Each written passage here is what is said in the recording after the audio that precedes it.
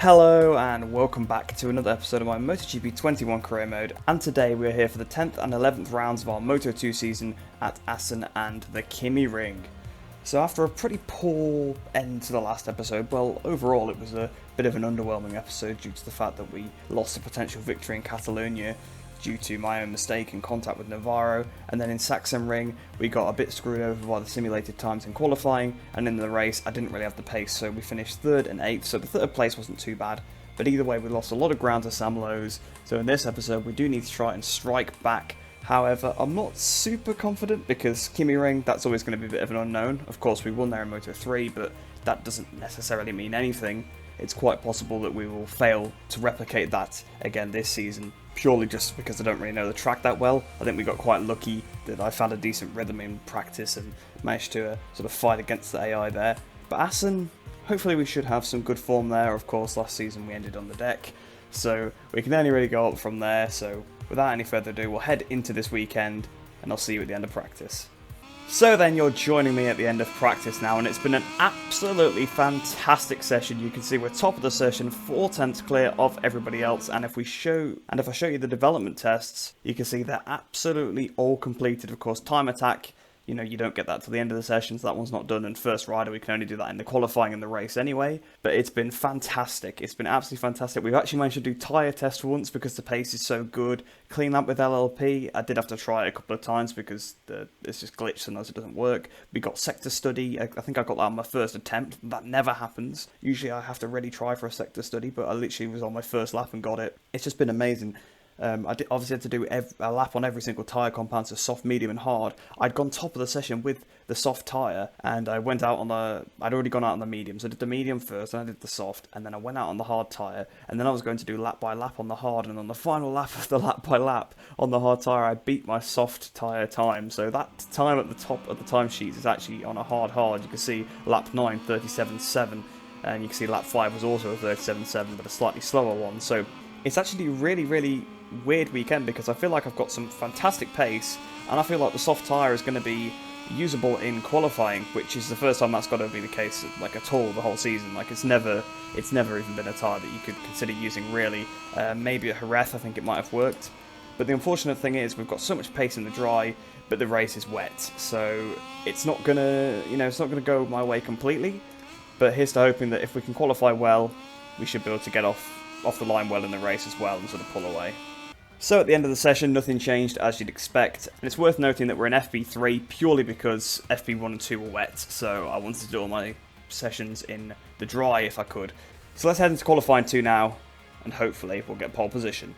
So we're here now in qualifying 2, and obviously the order is going to be exactly the same, but coming through Q1 you can see Marcos Ramirez, Jorge Navarro, Cameron Bobier and Lorenzo Baldassari, so yeah, kind of the normal people that tend to come through Q1 quite a bit. You can see Jake Dixon was just in qualifying 2 here. It does look to me like the performances have been changed. Now, as far as I'm aware, there hasn't been a patch since the last episode, but there could well have been, because you can see Ralph Fernandez is a bit faster, Sam Lowe's is a little slower, Jake Dixon's about the same, but Bo Ben Schneider seems to be a little bit further behind, but this could all get thrown up yet in the race. I mean, we could still get we could get Bo Ben Schneider pole again, so yeah, I wouldn't read too much into the practice times. But like I was saying, the soft tyre is it's more than usable. It doesn't overheat over the course of the lap. I don't want to put a used one on though, and we've got as many shots at it as we want really, because I've not got to save any of these tyres for the race since the race is going to be wet, unfortunately.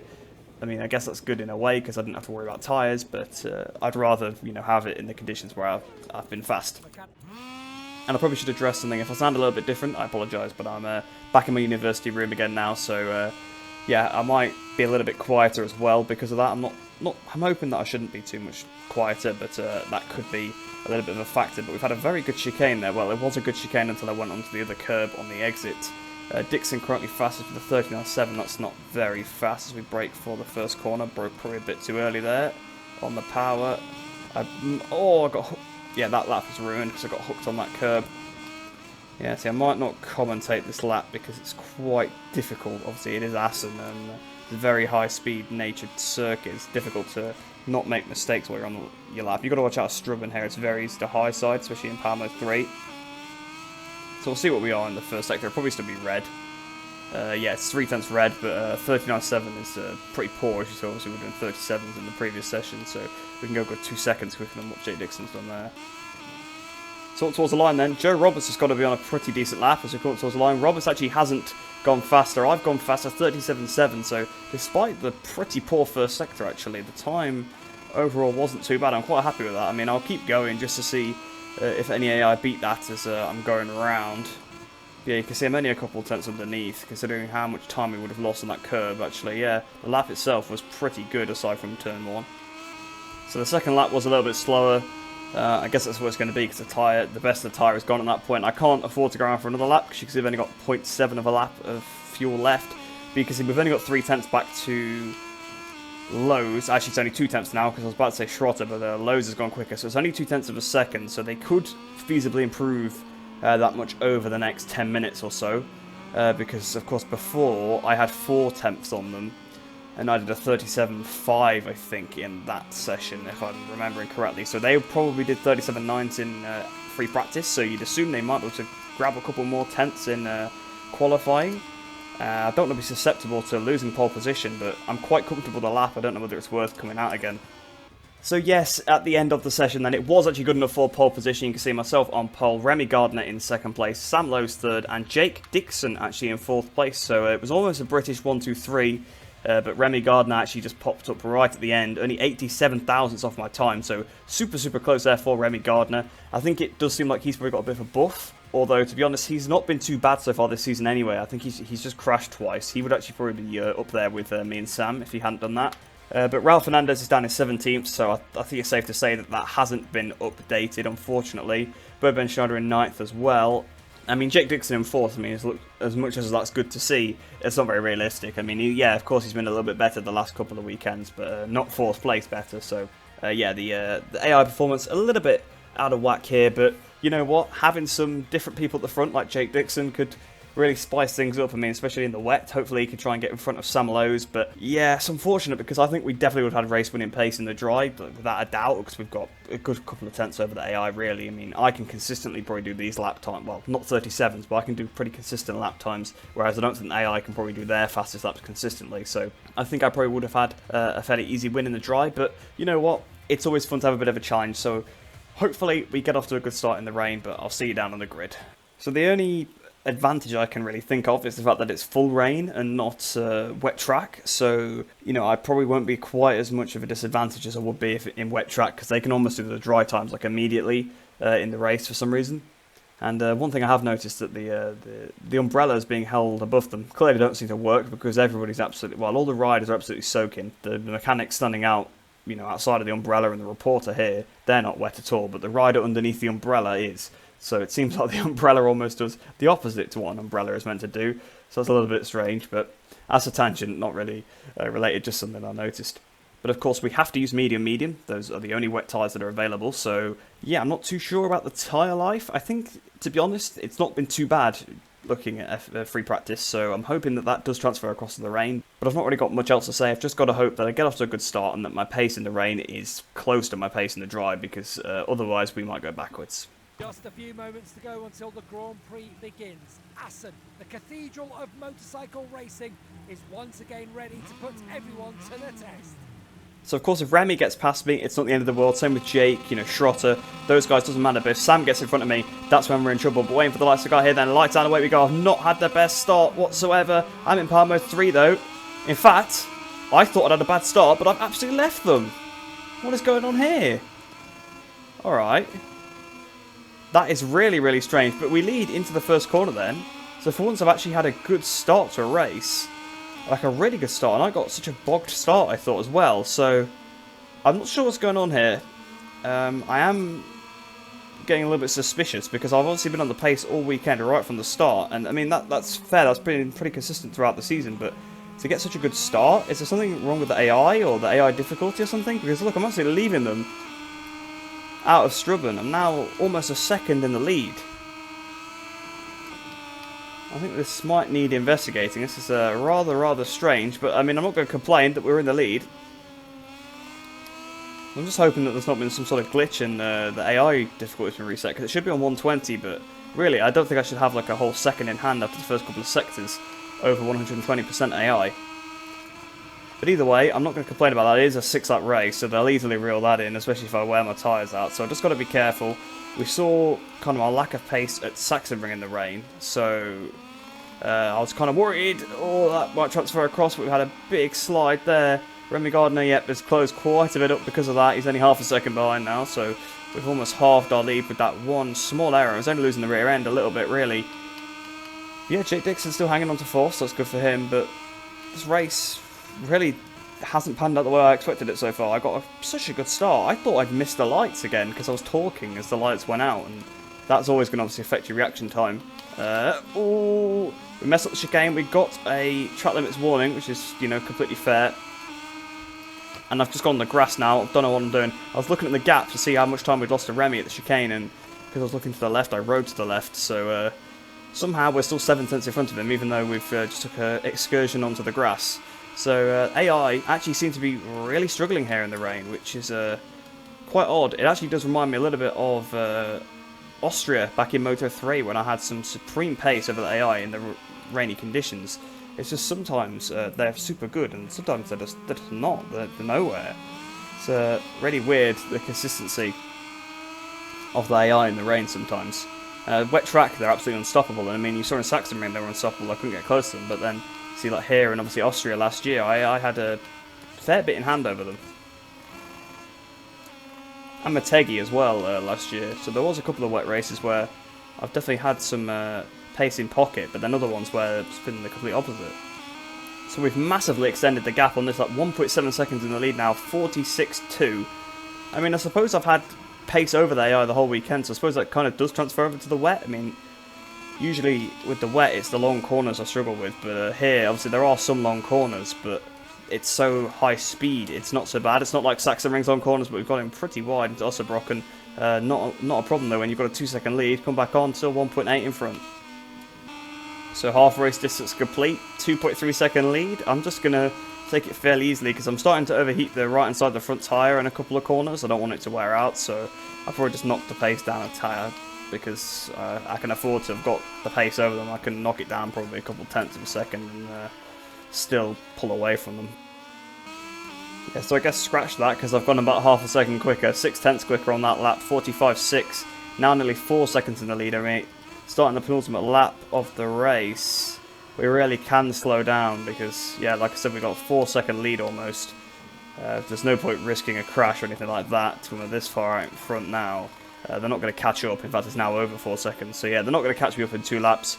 So, yeah, really, really unexpected race. It's not how I expected this to pan out whatsoever. Dixon is now back up into third, though, if you look on the left-hand side. So, our championship rival, Sam Lowes, down to 4th place. So about to start the final lap of the race then, and another new fastest lap, another 45.6, but a slightly quicker one. We've now got 5 seconds. I really do need to probably tone down the pace, but I mean, it's not difficult for me to do those laps. I mean, I've just cut the first corner, so actually maybe I shouldn't back off because I seem to be making a mistake when I do that. So I'll just keep cruising around because I'm not having to really push to do these times. I've got enough grip left. It's not like the tyre's going to suddenly drop off. And I've obviously got a few track limits warnings to spare as well, so I mean I'm not going to go or exceed the track limits for a new fastest lap, but if I do run wide in a couple of places, I'm not going to risk trying to save the front to stop myself getting the track limits warning. I'll just run off the track and take it.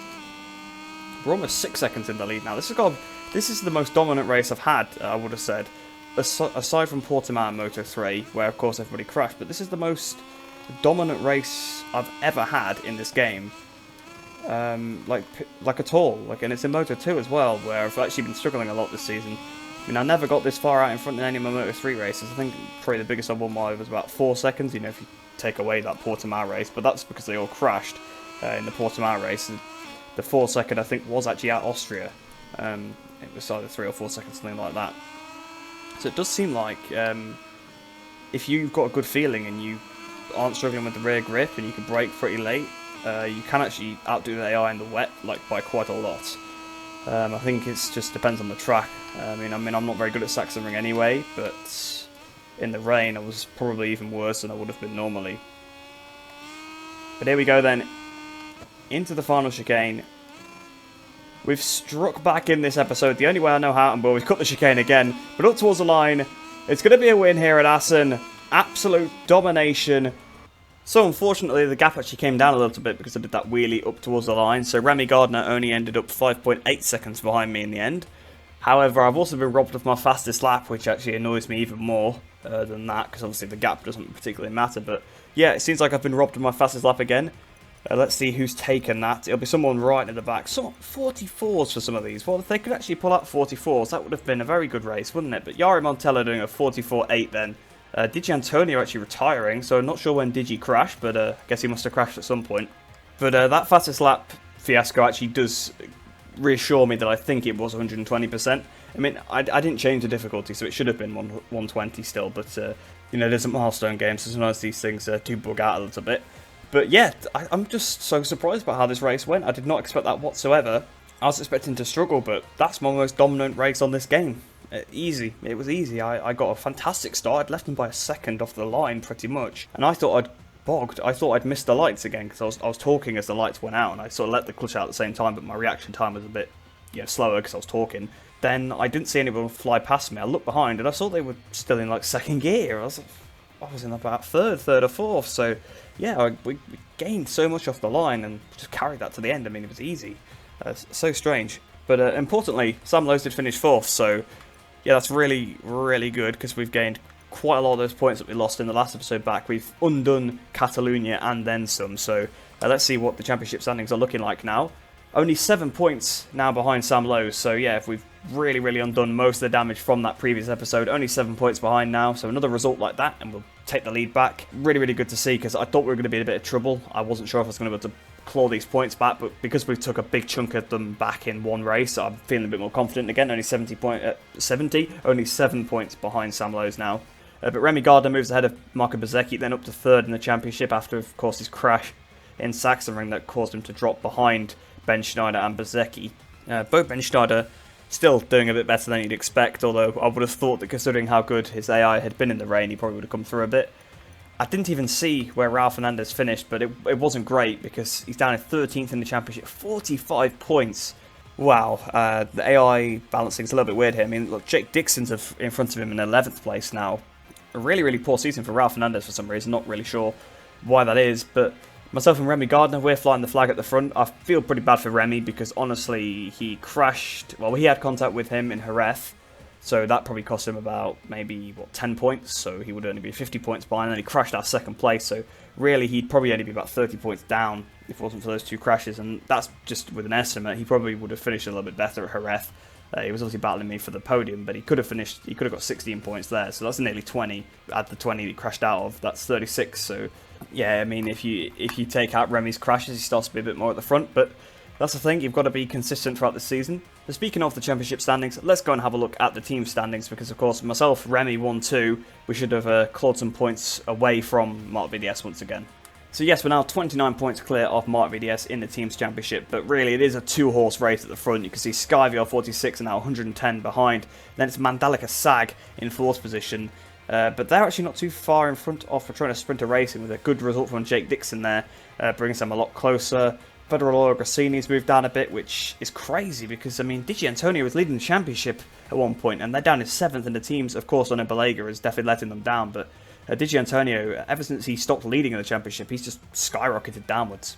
But let's head back to the Career Hub now then, and see what we get for this weekend. It's definitely been the best weekend probably I've ever had in this game, because we were fastest in every session that I competed in, of course. I mean, I guess I technically got the fastest lap, but it got took away from me from the weird simulated times, but I'll take it as the fastest lap. We led every lap, we achieved all of the practice programs, so that's definitely the best weekend we've had in this whole game. And we have been rewarded for it. You can see we've gained 26,300 reputation, which takes us up to 313,975. As for the credits, we gained 13,737, which takes us up to 231,241. And onto the research data, we gained a lot there. Whoa, look how much we've got on the engine. We've got 11,000 on the engine now. We've got 2,900 on the frame, 4,219 on the electronics. We are really looking good for research data. I don't think we need any more for the engine, but our engine guys are so good. It just gives us so much. The frame, we probably need a little bit more on that. I think we probably needed about 5,000, did we? Something along those lines. And I think for the electronics, that's about it as well. But now we've got 9 notifications here, so is that going to be the rest of the teams finally being interested? No, it's Red Bull KTM, Petronas, SRT, and Ducati Lenovo again, but their chances have gone up to medium now, if that's what it is. I was going to say, why am I being told again? But their chance was low, and now it's gone up to medium, so yeah, I mean, if we keep performing at the level we're at, we've got there's 2 factory teams there that are interested. I mean, I guess 3, if you look at Aprilia as being a factory team, which I think technically it's not. I think it is still an independent team. I guess you potentially wouldn't look at that as a factory, but it operates as one. In my opinion, I don't think it should count as an independent team. I think it should be. I know it technically is a Grassini team, but they're the only bikes with Aprilia. They've got factory support, so it may as well be a factory team. But that's unrelated anyway. So these 3 teams are now up to medium. Now it's going to be difficult for the top 3 teams, of course. You've obviously got Suzuki, Monster Energy, Yamaha, and then obviously Repsol Honda. It's going to be difficult to get contracts with those. But honestly, I'm not too sure who I'm going to sign for yet. I don't think I'm going to sign for someone that's a factory team because I feel like my performance at the start of the season is not going to be good enough, and I think we risk losing a lot of reputation and potentially being fired. I mean, it didn't almost happen here, but we lost a lot of reputation at the start of the season getting to grips with the bike. So I feel like the same thing could happen in MotoGP. Yeah, we're looking pretty good in terms of a MotoGP contract. There's no other notifications and we can't do any upgrades, so we'll advance forward now. That should take us up to the Kymiring, and then that is the engine upgrade now complete. So if we go have a look at here, we should be able to put another one on. Those are all fuel consumption. Which one is maximum torque? Yes, we'll put this one on then. 3,000. I mean, we've got plenty of research data. There's no worries about the engine. 11,000. I think that's the most we've ever seen. And we can finally actually put that engine engineer that we accidentally put on the frame at the start of the year back onto the engine. He's finally back where he belongs. I think it was Alvaro Diaz, wasn't it? So there you go, Alvaro. You're back on the engine where you belong, not putting you on the frame by accident anymore. And that's going to take 10 weeks, so going to take quite a while actually for that one to come in. But for all the other upgrades, just got to wait for now, although there is only 1 week on the electronics, and I'm sure that was a massive upgrade. I'm sure that was like 20 weeks or something like that when we first put it on. So the first electronics upgrade is finally almost complete, and then we can start to put the second one on. But without any further ado then, it's time to head into the Finnish GP. This could be quite interesting because it's going to take me a while to get bedded back in with the track, and if the AI are pretty good here, which I don't think they are particularly, but yeah, they're probably going to be a little bit better than me because I'm not going to be up to speed. So you join me with about 10 minutes to go here in the Kymiring, and as you can see we're down in 21st position. This is my 11th lap. We are really struggling here. I've got absolutely no pace whatsoever. It is worth noting that of course I am on the hard tyres right now, but that's purely just because I don't want to use up all my medium tyres. I used a set at the start of the session. I went out for a few laps on a set of softs, which is actually the time I used to get into 21st, which is only 6/10 off the top time as well. So that just shows you how close Moto2 is. But I am absolutely struggling here. I think I might just come in like one last ditch effort, putting on another set of softs, see if I can improve the lap. Oh, and I've crashed. I don't think no falls is on my on my research data this week, so I think we should be okay in terms of the practice programs. We actually do have a look. So yeah, there's no falls on this one, so it's alright. We did complete the clean lap, and that was just purely because I did a really good lap on soft tyres. It was pretty much perfect, honestly. It's super hard to compete with the AI at this circuit. But you can see I've not done any of the other ones. Potentially clean lap with long lap penalty could be possible. I'm not really too sure, but I've not really got enough time to try it. I'd rather focus on actually getting through into qualifying 2 than trying to do a long lap penalty lap. But to be honest, I don't think I will get through into qualifying 2. Purely just because we haven't really got the pace. Like I feel like I'll be going through qualifying 1 again. However, this time I don't feel like I can pull it back and make my way through. I think I will be starting really far down the grid. So I'm going to head back into the pits, get on another set of soft tyres. But yeah, this session's been really tough. So with literally 4 minutes to go in the session, I've stuck on this set of soft tyres, like I said, was using Power Mode 3 effectively around the circuit, and we've managed to actually go top of the session, so I'm actually quite happy about that. I don't know where we found all that time, although of course it was only 6/10 like I was saying, it was super close, but I can only really do that on a pushing soft quali lap, and I think honestly I've used up all my soft tyres now, so that's not ideal, because I was thinking of course that the soft tyres, I wasn't going to use them in qualifying, but since they actually seem to work quite well, potentially I would have looked into that. But for now, it's still better to get through into qualifying 2, maybe after to do my actual qualifying session on a set of mediums. It means the worst place I can start is 18th, so that's still better than 31st on the grid. But we'll end off this practice session now then. Somehow we've come out on top, but that was a tough session. So it'd be interesting if we could see what tyres the AI run on their runs, but it doesn't matter too much. Of course, that was a glory run, a soft, just taking me to the top of the session. I had Marco Bezzecchi in 2nd, Sam Lowes in 3rd place, so it is imperative, of course, that we do beat Sam Lowes because we're in a super close championship battle with him. And I just want to keep that momentum going of taking points back off him because, of course, we had a really good round in Assen. We took a lot of points back off Sam Lowes. So if we can try and do that again, we can kind of reverse the damage of the last episode, which was quite poor in general. We didn't have a very good previous episode. So if we can keep this form up, that would be fantastic. But like I said, I'm not expecting anything special in qualifying. But I'll just give it a try. Hopefully I can try and qualify somewhere near the front. I think in the race I'll be better off. I think I'll be able to pass them in certain areas, a little bit like I did in Moto3, where I didn't have the outright pace necessarily, but I could get past them in certain areas and keep them behind in others. And I think if I got off the line well, I could probably pass quite a few down towards the tricky right-hander on the long straight using a bit of power mode 3. If I could get a few riders there, I could probably keep them behind for the rest of the race. But yeah, it is going to be a tough one. I really do need to qualify well.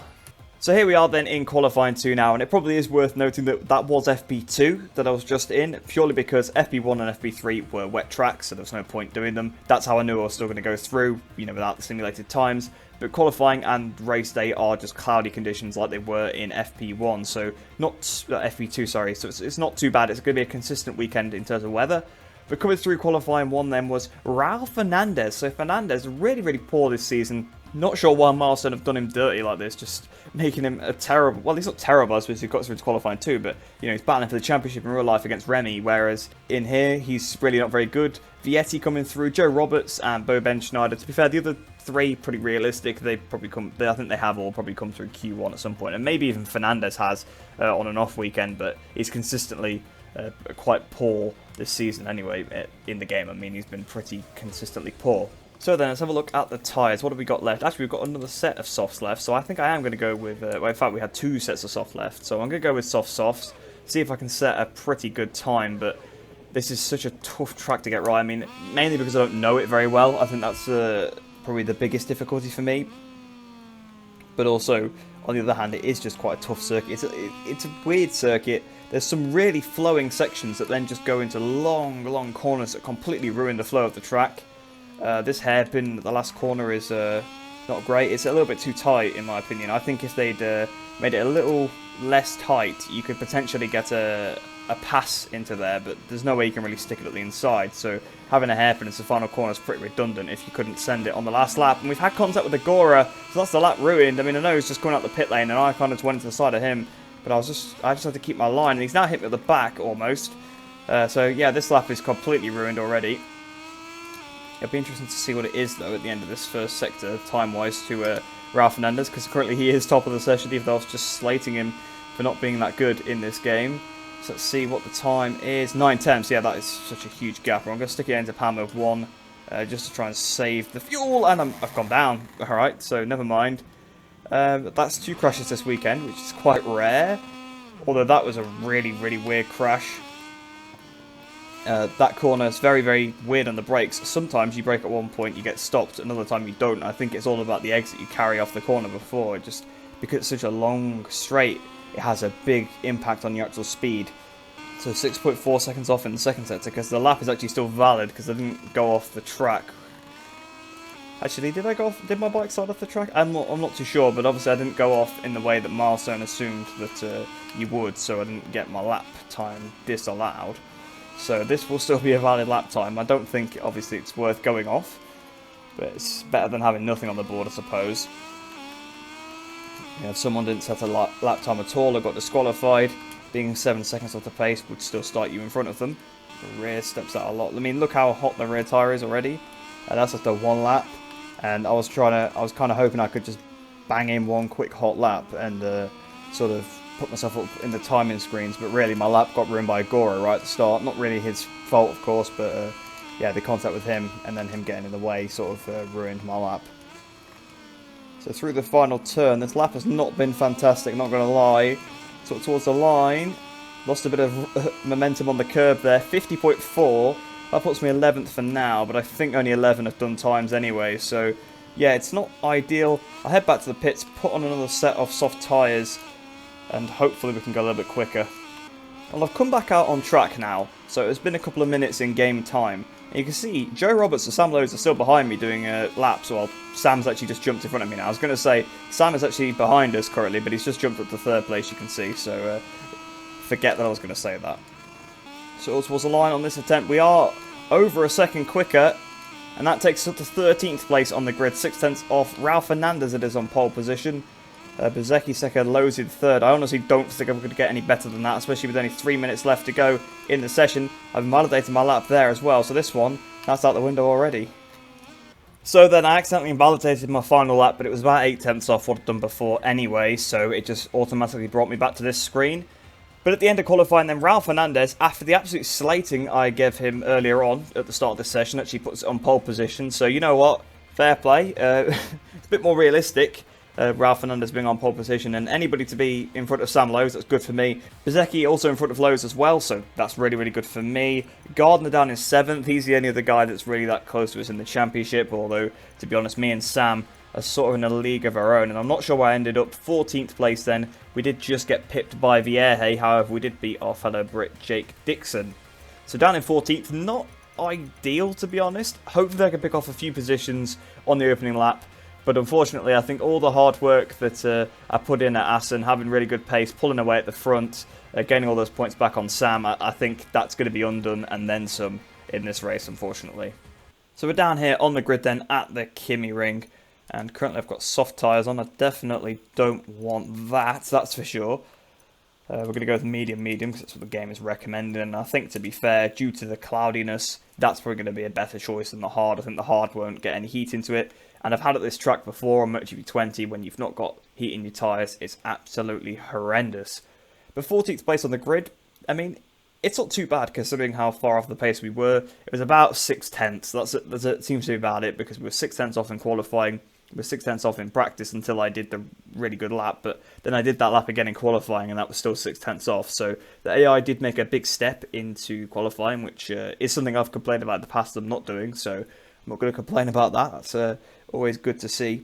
Of course, it's a bit unfortunate that I'm on the other end of that, where I've lost time because of it, but that's just how these things go. We've got to try and make a pretty good start. It's going to be quite tough, but if we can be a bit aggressive down towards the first corner, potentially we could pick off a few down the straight. Of course, I've got to aim for that, but I think the objective is to not lose positions, because the AI takes some really tight lines through some of these corners. They'll get underneath me and get in my way, so I might have to deviate from my normal line a little bit on this opening lap. Riders have finished their warm-up lap and are now lined up on the starting grid. Only a few seconds left before the Grand Prix of Finland gets underway.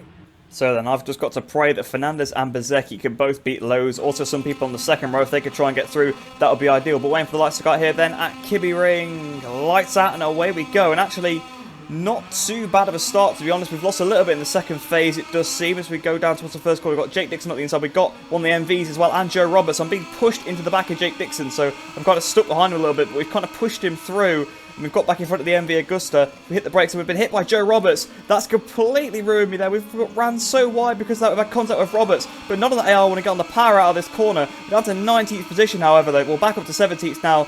Back up to 16th it's going to be. If we can get a few more on this straight, it probably won't be too bad. So we go back past Roberts. We're going to get past both the Petronas bikes as well, as we brake nice and early. In fact, we're not going to get past the Petronas bikes because they managed to outbrake me. Although I'm now on the inside of both of them again. Oh, this is going to be close.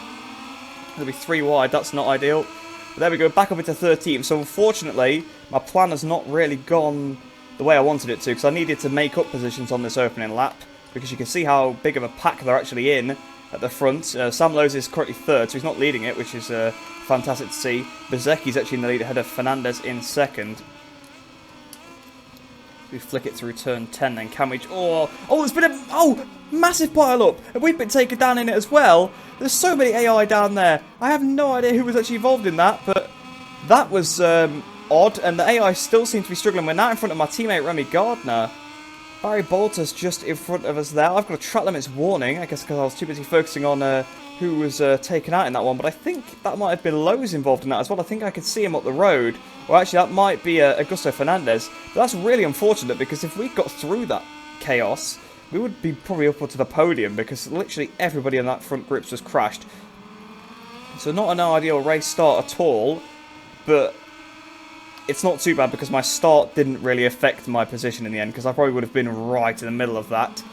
So we only lost a small amount of time, although it's unfortunate because I think I lost more time from my crash than the AI did from theirs, even though I've taken off the bike retrieval for this season.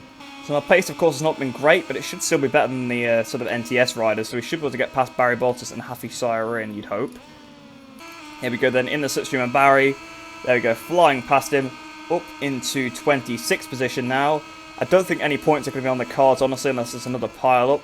But I doubt it, because the AI crash glitch shouldn't be that's caused that. I think that's just a freak accident, honestly, with all the AI going down like that, because I've done my usual go back to the main menu before doing the race, so the glitch shouldn't occur. Although I think they fixed that glitch now anyway, but I still always do that fix just in case. That was so strange. I'll have to see if it happens again, but I think it was just because the AI was sort of attacking on the way in there. I'm going to watch. Yeah, it seems like it's not happened again. I think someone just crashed right in the pack, and it just caught so many people out. I'd say including myself, but I mean, I slammed on the brakes. I just got hit from behind by someone else, which is unfortunate, because I actually probably would have stayed on otherwise and slowed down to a speed that usually should be okay to maybe have contact with the bike and stay on. So the pack in front of me is sort of making inroads on the pack in front of them. So hopefully they can actually catch up to that group, and then we can maybe see if we can pick off some riders. And yeah, I mean, if it's a big enough group, points could still be on the cards, but we are already on lap 3 of 6, so I've got to bear that in mind. There's only so many people I can pass in that much time. Oh, the inside of Siren. There we go, we've got him. Up into 25th place, although he might get me back here, because that was a bit of a spontaneous out-of-nowhere move. Sam Losa's the fastest lap of the race. I'm not sure what position he is, sadly, but it's got to be fairly far down. Another track limits warning, but I think we're going to drop back from this group now, because I kind of was anyway, and I think my pass on Siren honestly hasn't helped. It probably wasn't the smartest move, but I just saw the opportunity to go underneath him. Yeah, probably wasn't the best idea, because look, I've got a horde of angry bikes behind me now. Both NTS's guard now. I think we're Ben Schneider in that, potentially. Oh, there's been another crash. Couple people down, Roberts and Luty. So we're back up into 23rd position now. So it seems like there probably is a bit of an issue with the AI passing into that corner. There is a big bump going in, so it's probably that, because you definitely lose the rear if you turn in a little bit wrong. So they're probably crashing due to that. I've got Gardner all over me. Honestly, I might let him through, because he might actually pull me back onto the back of Balega in front, because I'm sort of struggling to catch up to him at this point. So starting the penultimate lap of the race then. We're a second behind Balega. I can't see myself making that up. I've just got no pace at all. The tyres going off now does not help, because you need grip at this circuit if you want to go fast. Having said that, however, I've caught right up to the back of him about half a lap later. I was still a second behind him going into the right-hander, but I closed that all up on the brakes.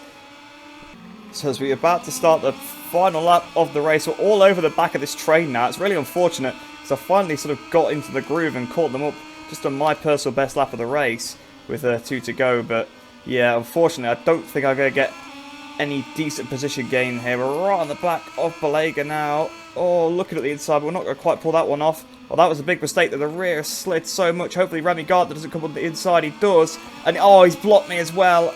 I was trying to cut back for the really good exit, because I've not been able to do that all race because I've had AI too close to me. But unfortunately, I made a mistake this time and Remy caught me up. But maybe we can make a couple of passes down towards here, because I know I can go very deep in on the brakes compared to the AI. Go around the outside of Marcos Ramirez. Not going to get that one stopped though. No, so unfortunately, I think it's going to be 23rd in this race. But since there is no big opportunity to slipstream again, I'm going to be a little bit more aggressive with my choice of passes maybe. So if we can try and get my way past Balega here, something interesting could happen. I'm watching those AI in front. Oh, I almost crashed there because I was touching him through that corner. It's really annoying actually, because I've sort of found my second wind in these last couple of laps. really had a lot better pace. It's almost as if once the AI's grip starts to go as well, they also can't ride, which would make sense because obviously they use traction control as far as I can gather, so you know, they have more grip throughout the race, even, you know, at the end, but I'm used to riding without the grip, whereas they're not. Looks like we're going to have to probably try something on the last corner if we want to make up any more positions, but honestly, 23rd, 22nd makes no difference to me at all. It's just unfortunate, if we had an extra lap, we might be a bit better off, but there, we got the inside of Belega. Can we do it on the power? No, we can't, so it's going to be 23rd here at the Kymiring, but what an odd race that was. So fortunately for myself, Sam Lowe's only finished 6th, which is about, what, 10 points? So that's almost the same as him winning and me finishing 3rd. So that does sort of just counteract what we did at Assen by an extra point as well. But considering what it could have been, that's actually pretty good. From what I can tell, it literally only seems like Fernandez, Bezzecchi, Baldassari, Manzi and Vietti got through that crash. I think everybody else got took out. So yeah, it was a pretty big pile-up, and we would have been in a really good stead if I had managed to actually get through. And unfortunately, if I didn't make that mistake on the last lap, I think I could have been fighting. I think I potentially could have scored points, because you gain so much time on that straight, and then in the last couple of sectors, obviously I would have got my elbows out a bit more if it was if points were on the table, but there wasn't really much point crashing trying to pass Belega for 23rd. Not the most ideal weekend, but fortunately it actually wasn't due to my lack of pace. It purely was just because there was a freak crash that everybody got caught up in anyway, and because it's so hard to pass AI when they're a big train, obviously it got shown there. But you can see my lap times compared to the AI actually were pretty good. 49.2 on mediums. Yeah, not too bad. My pace actually, once we got into the race, was pretty good. So in the Riders' Championship now then, Bezzecchi actually moves back ahead of Gardner again, because of course Bezzecchi didn't get caught up in that accident. He managed to carry on going. We're now 17 points behind Sam Lowe's again. However, that's not too bad because this could have been so much worse. I was expecting him to have a big swing, but only 10 points. Like I said, that's pretty much him winning, me finishing 3rd kind of result, you know, plus 1 more point. So that's actually not too bad, because we could have had a really good pace, lost out on the last lap in a battle with him or something, and dropped behind someone else. And, you know, that could have been it. Or like what happened at Catalunya, I could have been fastest all weekend, but come the race, I make some mistakes. So, yeah, this one, I think I got the most out of the race I could, to be honest. In the Teams Championship, though, of course, myself, Gardner didn't score anything. However, Fernandez actually did. So Fernandez beat Lowe's. Hang on, this is actually going to get confusing. Raul Fernandez beat Lowe's, so we got 25 points. He got, what, he finished 6th, didn't he? So they got probably about, what, 10 points, I think it came to. Augusto didn't finish in the points. Myself, I didn't finish in the points, of course. And Gardner didn't finish in the points. So almost unchanged in the Teams Championship, except the fact that we actually did gain some because Raul Fernandez won the race. So fair play to Raul Fernandez on that one. I need to slate him a little bit more often, say Milestone done him dirty, because apparently that makes him actually win the race. But I think I'm going to quickly see if the crash is on the replay, because for some reason on this game, it cuts off the first lap sometimes on the replay. So if the crash is there, I'll take a look at it, but if not, I'll just see you in the career hub. Yep, so the crash is not there, so I can't even go and have a look to see what caused it, which is really frustrating. I have no idea why this is a feature in this game where the replay just cuts off at a certain point. It wasn't the case in MotoGP 20. If you did a 100% race, you could watch the replay from lap 1 to lap 30, or, you know, whatever, how long your race was. You know, lap 1 to lap 25. You know, like, the whole race would be there. But you do a 6-lap race on this game, you lose the first lap. It's not going to be a great weekend on the reputation front, though, is it? We got 500 for getting through qualifying. Whoa! We lost 15,000 for not getting the objectives, which actually takes us back below the 300,000 threshold. But at this point, we've got enough form where that's not really a big issue. So we're back down to 299,000 at 900 now. However, for the credits, we did gain 100. So, you know, bringing that home in P23, bringing the bike home is better than throwing it up the road. Although we did crash because we got took out. So, yeah, that's not too fun. But we're up to 225,241 credits now. And on the research data as well, we literally only passed, what? Oh, actually 2 objectives because we gained access to qualifying 2. So that's not too bad, I suppose. And we've already got so much research data anyway, it's not really that big of a problem anymore. I mean, look, we've got 9,000 on the engine, 3,000 on the frame, and 4,000 on the electronics. I think we should be okay overall. And we've actually got a notification here on the headquarters. The electronics upgrade is finally complete. I can't even remember when we started that, but that was so long ago. That was so many episodes ago. The engine braking, honestly, I think I might put that on. I think that's probably the better one to go with. We have enough to do both anyway, but of course you're going to do one at a time, so we'll do this one. But it's going to take ages. It's going to take 15 weeks, purely just because there's only 2 electronics engineers. So I don't even know if we're going to get that before the end of the season. Well, yeah, actually we should, because we're only halfway through now. We're week 26 to 52, so we'll get that with about 10 weeks to go, which honestly isn't really a lot, because there's a few weeks at the end of the year, isn't there, where there's nothing. So I don't feel like we're really going to feel the benefit of that electronics upgrade too much, but we'll see. We'll see if the anti-wheelie is any better now. It was already good, but I think I picked that because I thought it was a bit intrusive when you're leant over sometimes, and I still feel that to a certain extent. So potentially, if the anti-wheelie is a little bit better, maybe I can turn it down, get a little bit more power out of the bike. But I hope you guys did enjoy that episode. It was a little bit crazy. Obviously, Assen was a really weird race in one aspect, the fact that AI was super slow. And then the Kymiring was a really weird race in a different aspect, where there was a huge accident that completely changed the outcome of the race. Still annoyed that I didn't quite get through, because I don't think I would have hit a bike. I got slowed down enough, but I just got hit from behind into it, so I fell off, which is really frustrating. But, you know, these things happen. And to be honest, it would have been a little bit cheap to have beat Sam in that scenario. Although, to be honest, he finished 6th, right, didn't he? So potentially we wouldn't have beat him anyway, because I really didn't have the pace compared to him anyway. He was in 48th in the race, I think, so yeah, he might have actually been able to overthrow me potentially, even if I'd got through the crash, but we'll never know. But like I said, I hope you guys did enjoy that one. Hope you enjoyed the rest of your day. Hope you're all staying safe, and I'll see you in the next one.